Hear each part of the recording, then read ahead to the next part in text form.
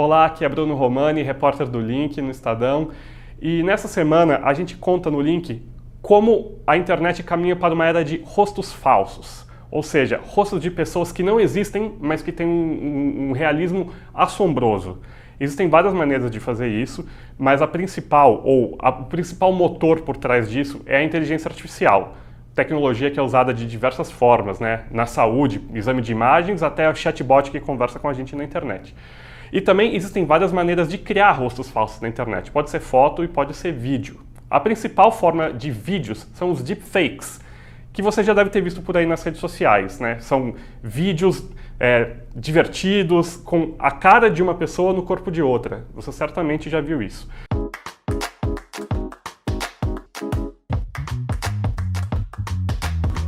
Para contar melhor e ensinar a gente o que é um deepfake, como os deepfakes nascem, para onde eles vão, o que eles podem causar no discurso político e na democracia na internet, a gente recebe hoje aqui na TV Estadão o Bruno Sartori. Tudo bem, Bruno? Tudo bem, você.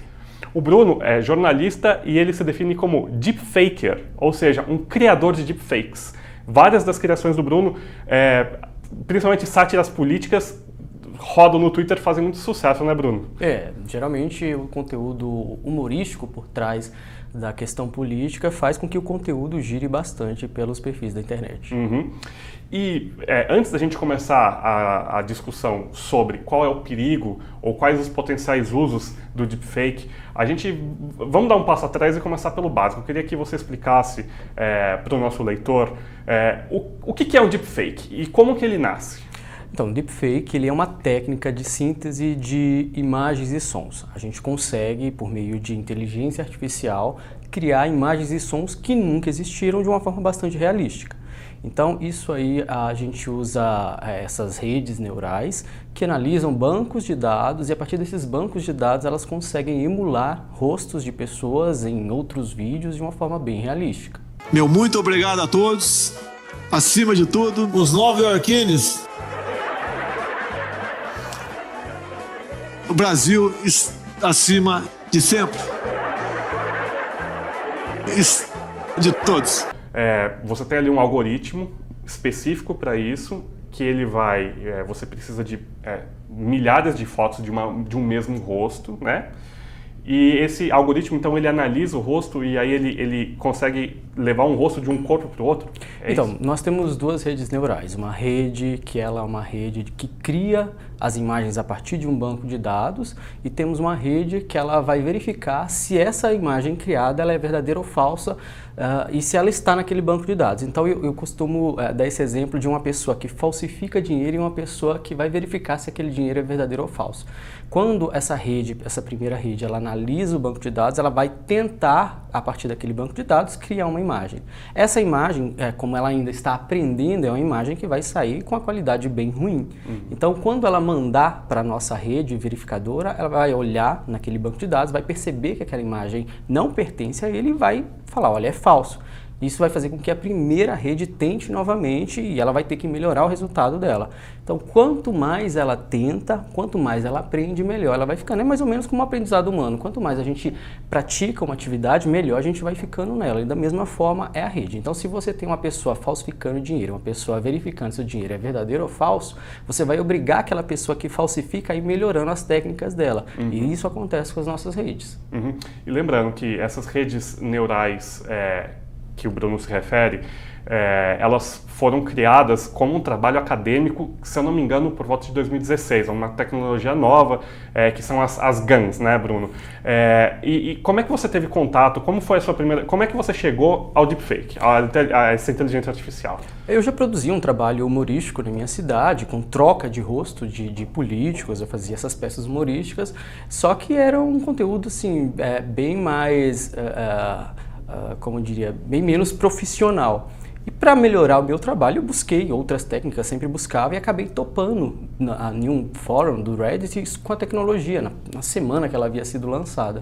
E a partir daí eu fui aperfeiçoando, aprendendo para poder usar no meu trabalho e foi assim que eu tive o primeiro contato com a tecnologia. Legal. E em termos assim, de hardware, o que você precisa que tipo de computador você precisa ter e qual é o tempo que demora para você criar um vídeo sofisticado, um que seja difícil identificar que seja um deepfake. Então, basicamente qualquer computador com uma GPU, ele consegue fazer um treinamento de rostos. O que acontece? Depende da potência do computador para a gente ter uma qualidade alta nesse modelo treinado. Então, se a pessoa tem um computador mais fraco, ela vai passar muito tempo treinando e não vai ter um produto com nível adequado. Atualmente eu uso uma GPU bastante poderosa e com essa GPU, a depender do modelo que eu precise, vai de 2 a 8 dias. Se for uma coisa altamente sofisticada, 8 dias é o suficiente para a gente ter um rosto perfeito. Agora, se é uma coisa mais para a internet, para brincar, que aceita uma qualidade menor em vídeo, então 2 dias a gente já tem um produto satisfatório. E o que só para o leitor leigo, o que é uma GPU? Só para a gente ver. Uma GPU é uma placa de vídeo que faz o processamento de dados dessa inteligência artificial. Ele faz esses cálculos matemáticos e com eles são possíveis resolver os problemas desses algoritmos para poder gerar o nosso conteúdo. E vamos dizer assim, não é possível criar um deepfake com qualquer rosto, porque como você disse, a gente precisa ter milhares de imagens da mesma pessoa. Então, se você tem poucos exemplos, digamos assim, que você quer criar um deepfake com o meu rosto, você não vai encontrar muitas fotos. É possível criar com poucas fotos ou não? Ou só realmente com milhares de exemplos? Olha, ser possível é. Só que o que acontece? Por exemplo, quando você ensina, a máquina aprende como aquele rosto funciona. Se você dá a ela um exemplo apenas de rostos com a boca fechada, por exemplo, você não vai conseguir emular aquele rosto falando, porque o computador não sabe como é aquele rosto gesticulando. Então a gente, dependendo do contexto, se for para pegar o seu rosto e colocar em uma pessoa que não está falando nada, é possível. Entendeu? Agora, se a gente quer colocar o seu rosto falando, já não é, porque eu não tenho exemplos de como é que funciona o seu rosto gesticulando. Eu sou Lula da Silva. Fotos disponíveis, dependendo de quem você quer criar, elas estão em abundância na internet. E você disse que você teve acesso aos algoritmos no Reddit, ou seja, qualquer um pode criar deepfake ou não? Precisa de algum tipo de técnica especializada? Conta um pouco mais sobre isso. Então, eu acredito que primeiro o usuário tem que ter uma GPU boa, porque se ele não tiver, ele vai ter resultados ruins. Então ele vai estar só fazendo uma montagem ruim, não vai chegar a enganar ninguém se é esse o intuito dele, ou produzir um conteúdo bacana.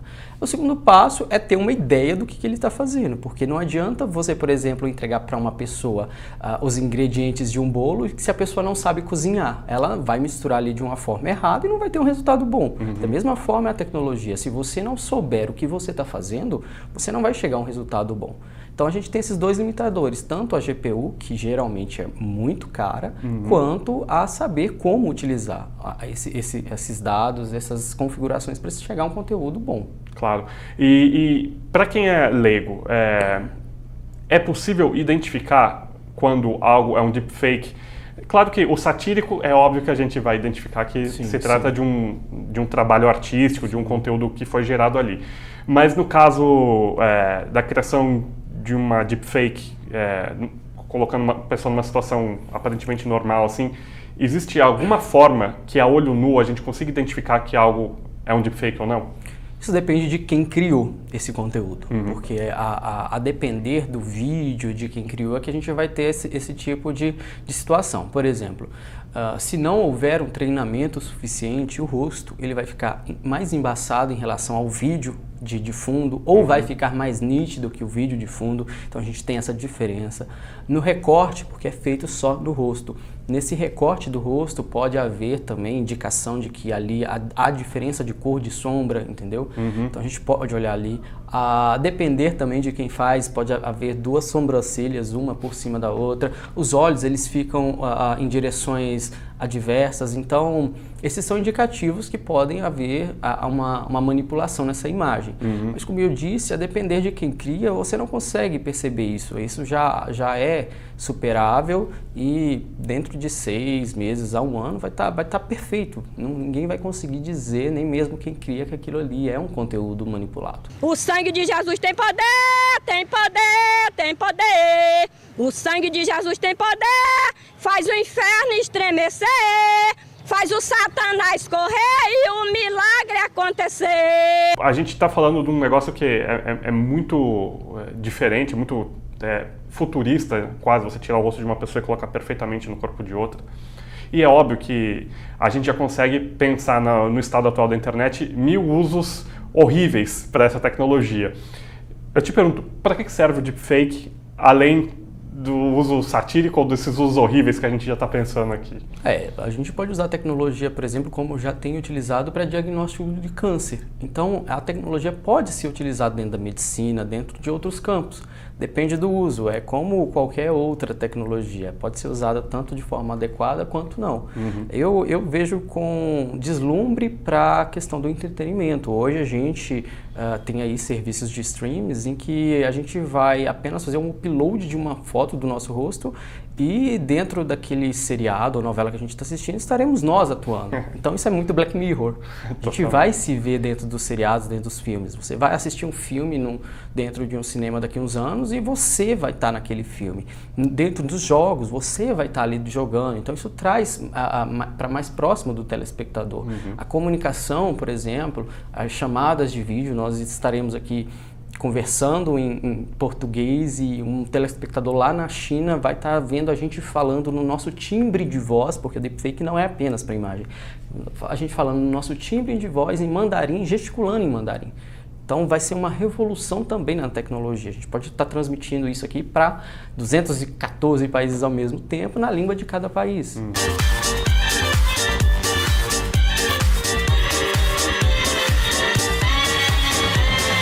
E ainda voltando nas técnicas para identificação, você passou algumas ali para a gente, existe, quando a gente atinge um nível de sofisticação muito alto da rede neural e que ela realmente consegue produzir um vídeo muito realista, a partir disso, existe algum tipo de software que seja uma espécie que consegue fazer, ainda assim consegue fazer análise e provar que determinado vídeo é fake ou não?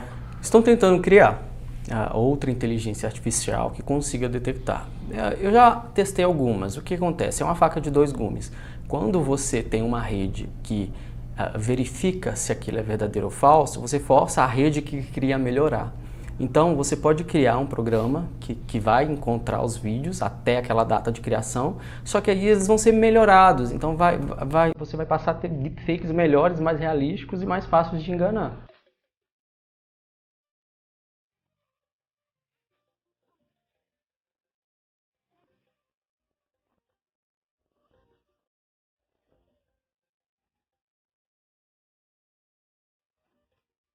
Coisa é uma evolução, né? Um negócio evolutivo, você está criando ali um vírus cada vez mais poderoso. Claro, eu consigo imaginar todos esses usos para o entretenimento também. O uso satírico que você faz, eu dou muita risada, eu me divirto muito. Mas, evidentemente, a inteligência artificial traz algumas preocupações quanto ao uso dela e, no caso específico do deepfake, tem preocupações não apenas do uso político, mas também um uso para, por exemplo, abalar a reputação de alguém. Você acha que o deepfake tem essa capacidade, tem esse poder de realmente distorcer o discurso dentro das redes sociais ou na internet? O que você acha? Eu acho que assim, nós temos fake news todos os dias. E com coisas assim surreais que há 10 anos atrás qualquer pessoa acharia um absurdo, hoje é levado para frente como verdade. A gente teve uma madeira de você sabe o que foi levado como sério. Kit gay, entendeu? A gente não precisa nem de vídeo para poder espalhar uma coisa falsa. Pode ser que com vídeos falsos a gente alarme mais a população se ela não estiver prevenida que esse tipo de conteúdo pode ser criado. Então, agora que o tema tem sido colocado mais em pauta, se a população não estiver alertada durante as próximas campanhas presidenciais, municipais, que existe essa possibilidade, é bem possível que vídeos assim vão fazer algum tipo de estrago. Mas se houver uma campanha de conscientização de mostrar, olha, isso aqui existe, é possível de fazer, a gente abaixa esse nível. Não que não vá ocorrer, as pessoas acreditam no que elas querem hoje. A era da pós-verdade está aí. Por mais absurdo que seja a situação, se aquilo é favorável à pessoa, ela vai acreditar, ela quer acreditar naquilo e não tem quem desminta. Então a gente tem que ver essas questões para analisar. O uso nas eleições de deepfakes te assusta agora já as próximas eleições municipais, ou você acha que o grande uso dessa tecnologia vai ser nas próximas eleições presidenciais? O que você acha? Eu acho que serão as presidenciais que irão dizer pra gente se a gente precisa ter medo ou não da tecnologia. Porque as municipais, geralmente, são verbas menores. Esse conteúdo não é barato de se produzir, por mais que qualquer um produza, ele não é barato. E acho que a galera já está um pouco atenta também que existe na internet, que é onde esse conteúdo circula. Assim que surgir algum vídeo nesse estilo, o pessoal vai falar, olha, é falso, aqui outro vídeo assim, aí pode até mandar um dos meus com situações absurdas para a pessoa ver, olha, realmente aquilo ali é uma coisa que é fora de contexto. Até porque, geralmente, quando forem fazer um deepfake, vai ser uma situação inusitada, porque vão colocar as pessoas nesse tipo de situação. Você não vai colocar um político em uma padaria que ele não frequentaria, você vai colocar um político numa situação constrangedora. Então, isso é um grande indicativo. A inusitabilidade daquele fato é que dá para você perceber se pode ter sido também manipulado ou não. Então você imagina que a gente tem então tempo para a gente preparar as pessoas para o que vem por aí, né? Sem dúvida. Então tá certo.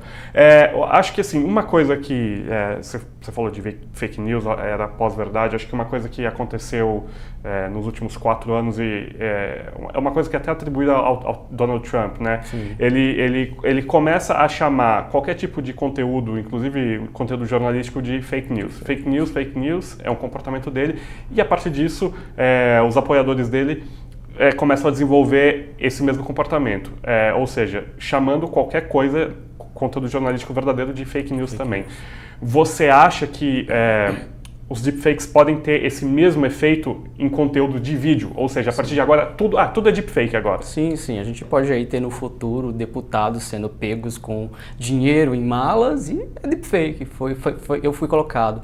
Então tem que haver também um pensamento por esse lado.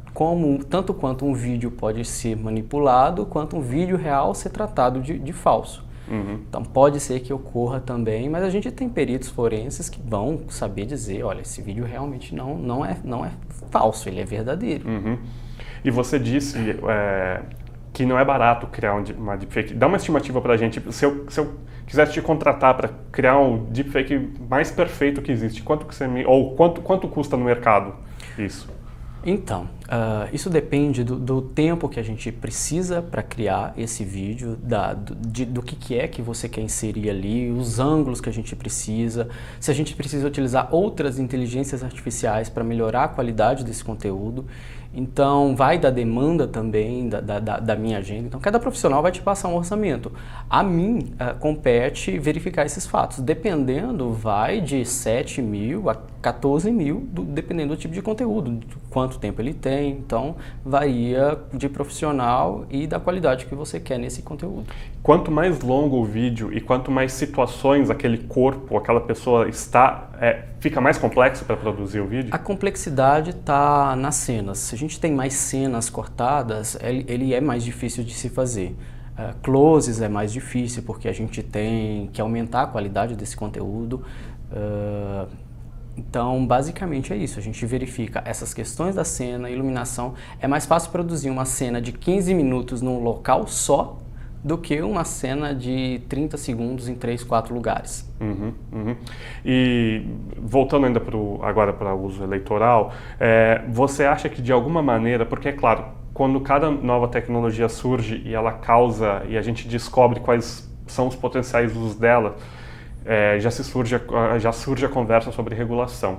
Você acha que de alguma maneira deepfake ou inteligência artificial deveriam ser regulados e se sim, de que maneira?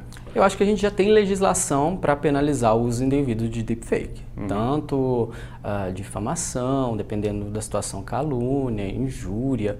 A gente já tem uso indevido de imagem, entendeu? Acredito que sim, vão tentar regulamentar, vão tentar aplicar penalidades mais duras em quem utiliza de forma incorreta esse tipo de conteúdo. Só que tem que haver um debate com a sociedade civil, né? Não pode ser feito de qualquer maneira. Porque esse conteúdo, com certeza, ele vai ser, num primeiro momento, utilizado agora nas eleições, porém, logo à frente, a gente vai ter esse conteúdo utilizado em conteúdo pornográfico. Ele foi criado para pornografia e depois que ele tiver sido disseminado e qualquer pessoa realmente conseguir produzir, esses vídeos vão ser, assim, 99% sendo feitos com vídeos pornográficos. E quem vai sofrer? As mulheres. As mulheres serão as principais vítimas disso. Então, acredito que essa regulamentação ela vai surgir nesse momento, quando houver vítimas de conteúdo pornográfico, e aí sim eles vão passar para uma regulamentação. Tá certo, então, Bruno. Para a gente encerrar, eu queria duas coisas. Qual que é o seu deepfake que você criou favorito, a sua criação favorita? E eu queria saber se você tem algum gringo ou algum outro profissional que faz deepfakes que você gosta muito e qual seria o material legal assim, de deepfake que essa pessoa já criou. Assim. Então eu quero saber os seus favoritos, o seu próprio e o de outro... Então, o meu favorito, eu tenho dois, na verdade, que eu gosto muito. Um é o Bolsonaro cantando Xibombom, porque foi o que mais me deu trabalho, eu me superei, eu falei, não, eu preciso conseguir fazer isso, é um deepfake total, ele não é apenas o rosto.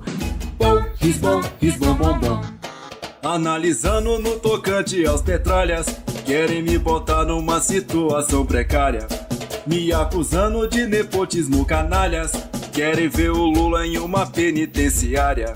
E um outro que viralizou na internet com como eu digo, foi um viral muito inesperado, que foi o Bolsonaro e o Lula como as irmãs Paola e Paulina de A Usurpadora. Era o Lula ligando para o Bolsonaro, e aquilo viralizou de uma forma que eu não esperava. Oi, usurpadora. Sabe quem sou eu? O verdadeiro presidente do Brasil. Então, você tá solto? Não esperava o meu telefonema, não é? Tão cedo não. Ainda não acabou meu mandato. Esses são os meus dois deepfakes favoritos. E os apoiadores dos dois te atacaram? Não. Por incrível que pareça, eu agradei gregos e troianos. Gostaram, o pessoal gostou muito dos dois lados, porque ficou uma coisa muito irônica, muito engraçada. Esse tipo de situação foi logo depois que o Lula foi solto, então eu tive o time certo para fazer e por incrível que pareça, não houve xingamento de nenhum dos lados, nenhum. Em conteúdos anteriores já havia sido xingado, ameaçado e tudo mais, mas nesse não, o pessoal gostou pra caramba. Agora, profissional lá fora tem o Dr. Deepfakeson, ele produz muito conteúdo bacana, que tem um que eu gosto muito, que é a rainha cantando uma música do Eminem. Ela é acelerada, uma música acelerada, é um produto bacana e eu gostei bastante. Legal. Bruno, obrigado mesmo por visitar a gente aqui no Estadão. Boa sorte com os próximos trabalhos, com os próximos deepfakes, ficamos aguardando. E eu quero novamente fazer o convite para você que está assistindo a gente, vai lá ler a nossa matéria, a gente não fala só sobre deepfakes, tem outros elementos, tem uma discussão ampla também sobre regulamentação, tem os especialistas estrangeiros falando, então fica aqui o convite e até a nossa próxima conversa sobre tecnologia aqui no Link. Tchau!